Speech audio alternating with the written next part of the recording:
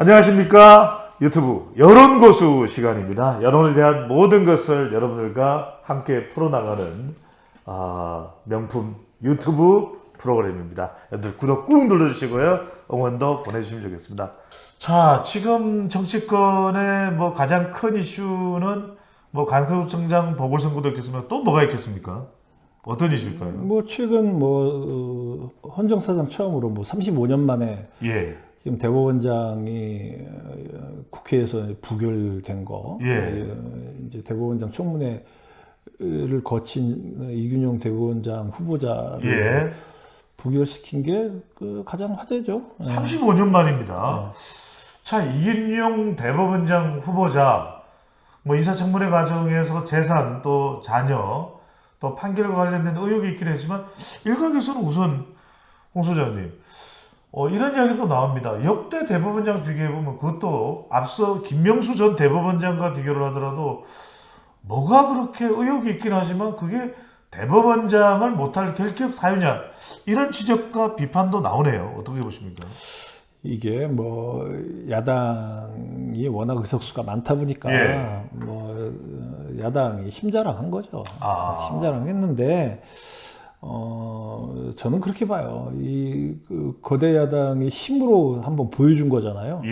지금까지 예를 들어서 이상민 행안부 장관 탄핵까지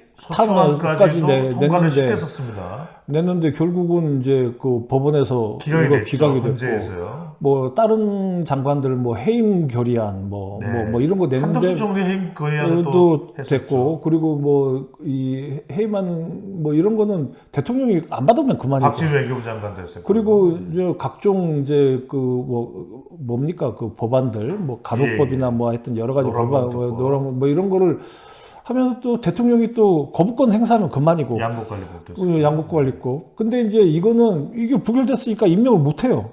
그럼 다른 사람을 또 찾아야 돼요. 지명을 해야 됩니다. 그 사이에 최소한 한 3, 4개월 정도는 김명수 체제로 그냥 가는 겁니다.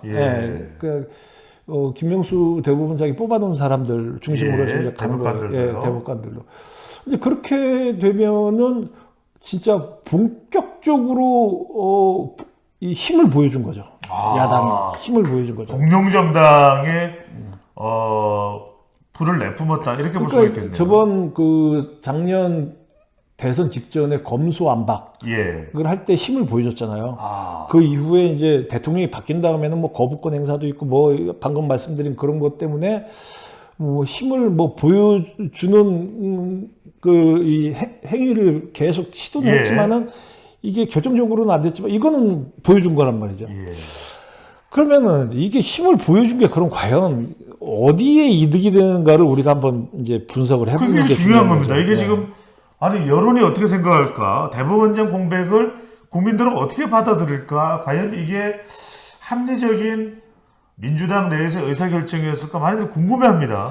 그러니까 방금 말씀드린 대로 이 작년 대선 직전에 검수완박법을 힘으로 밀어붙였는데 그 결과가 뭐였어요? 대선에서 졌잖아요. 대선에서 졌잖아요. 그러니까 그 힘을 보여준 게 별반 긍정적인 효과가 아니었다, 야당으로서. 그때도 여론이 왜 이렇게 서둘러? 그렇죠. 왜 그래? 왜 그러는 거야? 임기 중에 강행한다는 거야? 검찰에 대한 호감이 그다지 높지는 않죠. 일반 국민들 사이에서. 그럼에도 불구하고 왜 그러지? 대선 며칠 안 남고 왜 이러지? 그러면 이것도 마찬가지로 왜 그러지? 30몇 년 동안 일해본 적 없다며, 국회에서. 근데 그리고 이분이 무슨 물론 이제 자잘하다고 얘기를 할 수도 있고 중요하다고 얘기할 수 있지만 어쨌든 뭐가 그렇게 큰 결격 사유였지라고 이제 생각한다면 사람들이 볼 때는 결격 사유라는 거는 다수당 쪽이 믿는 사람이 아니라는 거. 그거 말고는 별반 이해가 안 된다. 일각에서는 이게 이재명 대표와 윤석열 대통령의 대결 구도 속에서의 정치적인 결정이었다, 이런 또 해석이 나옵니다. 그러니까 무슨 정치적인 결정이냐 이거죠. 이제 꼼수 방탄 성격이 있는 거 아니냐. 그러니까 본인이 지금 일주일에 두세 번 이제 재판이 시작되고 이제 나중 가면은 대법원까지 가야 되고 어쨌든 재판을 하고 있는 사람 이 대표인 정당에서 이 사법 시스템을 마비시켰다. 예. 라고 한다면 방탄이라는 느낌을 확실히 줄 수밖에 없죠. 그리고 더군다나 지금 이 사법 시스템을 마비시켜 놨고, 예. 그 다음에, 아까도 말씀하셨지만 헌정사상 처음으로 국무총리 해임안을 가결시켰다. 그리고 장관 탄핵안도 했다. 헌정사상 초유형이 굉장히 많습니다. 이제 그렇게 되면은 뭡니까? 행정 시스템도 마비시켜 놨다. 행정 시스템. 그리고 아까도 얘기했지만은 이 거대 야당이다 보니까 본인들이 하고 싶은 법은 자꾸 이제 통과를 시키지만은 예. 정부가 하고자 하는 그 대통령 및 행정기관 행정부에서 하고자 하는 법은 통과를 안 시켜줘요. 예. 지금 해병대 특검도 패스트트랙에 올라갔습니다. 예, 그거는 뭐 본인들이 하고 싶으니까 한 거고. 예. 그러면은 뭐냐? 국회 입법 시스템은 자기들 원하는 대로 하는 거고. 그러면은 우리나라의 이 입법, 사법, 행정 시스템이 마비가 되네. 다 이게 원활하지가 않은 상태로 간다라고 하는 거라면, 그래서 제가 이게 과연 야당에 유리한 건가 심자락한 게. 이게 왜 이러는 겁니까? 청구 마비의 계절이기 때문에 마비를 하는 겁니까? 왜 그러냐라고 한다면은 이재명 대표 영장 기각 이후에 이재명 1인 체제가 강화되면서 그 어떤 정부에 대한 공세나 공격도 강화되고 예. 이제 그런 면에서 이제 이 대결 구도가 강경 대결 구도가 더 강해지는 그런 예. 과정으로 가고 있는데 그렇다라고 할 때는 저는 그런 생각이 들어요. 이게 이 야당이 내세우고 있는 총선 프레임이 뭡니까? 총선 프레임은 정치보복, 야당 탄압, 또 그다음에 정권 심판이겠죠. 정권 심판이죠. 예. 정권 심판이죠. 야당이 강서구청장 선거도 정권 심판하기 위한 총선 전초전이라고 얘기하잖아요. 그렇더라고요. 정권 심판이죠. 예. 그러면은 이제부터 여당은 제가 아까 얘기한 대로 그 입법, 사법, 행정 시스템을 마비시켰다라고 하는 건 뭐예요? 그럼 국정을 발목 잡는 거대 야당. 예. 대해서 심판을 해달라고 얘기를. 공룡정당 심판이 필요하겠네요. 그러니까 이제 이 정권 심판 대 거대 야당 심판론이 맞부딪히게 됐죠. 지금까지는 여당에서는 야당 심판이라는 얘기를 잘 안 해왔어요. 왜 안 하는지는 뭐 제가 이해를 잘 못하겠지만 어쨌든 이 정도 되면은 아마 거대 야당도 심판해달라. 라는 그 프레임을 내걸 수밖에 없을 거다. 그래서 이대목에서 궁금합니다. 그렇다면 내년 총선에서 정권 심판이 셀까요? 야당 심판이 셀까요? 그럼 이제부터 이제 남은 6개월 동안 두고 봐야죠. 예. 남은 6개월 동안 두고 봐야 되는데 저는 지금까지 여론조사에서도 그렇고 항상 문항을 보면 어떤 식으로 합니까? 예. 정권을 견제하는 게 좋냐, 아니면 정권을 지원하는 게 좋냐, 이런 식으로 총선에 대한 인식조사가 많았잖아요. 그렇습니다. 네.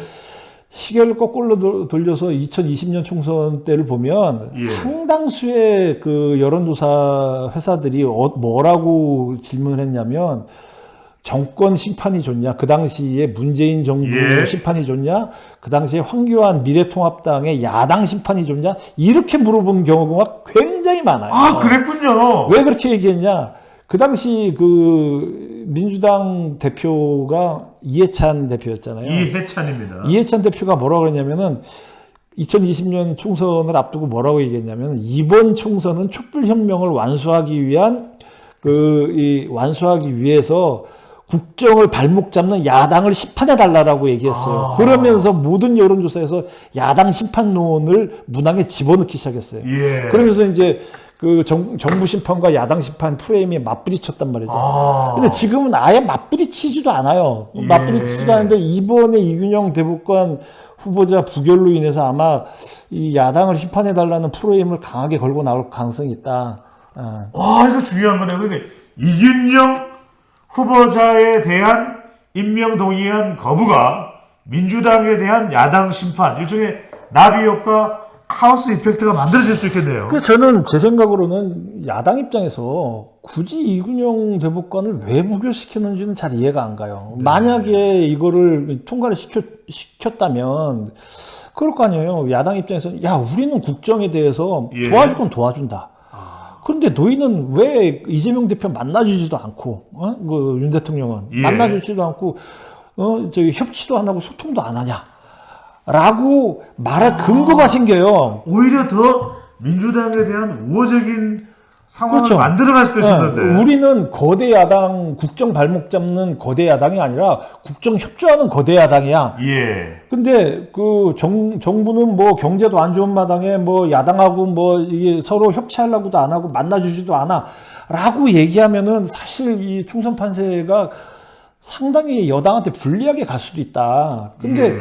이렇게 나오면은, 야당이 하고 싶은 대로 다 하나? 근데 야당이 하고 싶은 대로 한 거는 결국 국정을 발목 잡는 거 아니야? 라는 그런 느낌을 줄 수 있는 그 계기가 이번에 명확하게 보여줬다.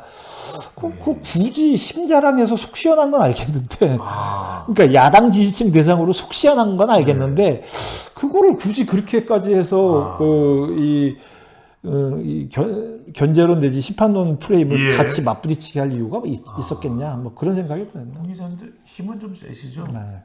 딴 얘기 하지 말고. 예. 자, 이균용 대법원장 후보자에 대한 임명동의안 민주당의 거부, 이것이 야당 심판에 대한 시작이 될 수 있다는 홍영림 기자의 분석입니다.